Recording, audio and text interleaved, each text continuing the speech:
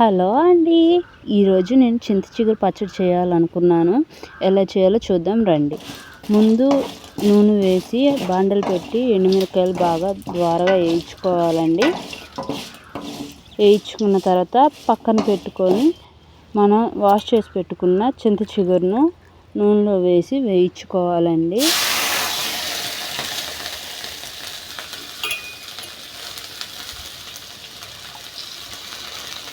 బాగా వేయించుకున్న తర్వాత చల్లారి పెట్టుకొని పక్కన పెట్టుకోవాలండి. ముందుగా మనం వేయించి పెట్టుకున్న ఎండుమిరపకాయ, కొంచెం చింతపండు, తెల్లగడ్డ, జీలకర్ర వేసి మిక్సీ పట్టుకోవాలండి.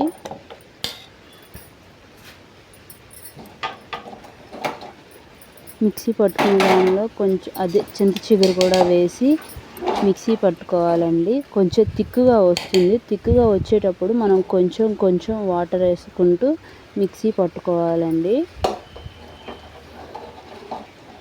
మిక్సీ పట్టుకున్న తర్వాత మనం కొంచెం పోపు వేసుకోవాలండి. చాలా టేస్టీ బాగా ఉంటుందండి. అంతే అండి, చింత చిగురు పచ్చడి రెడీ అండి.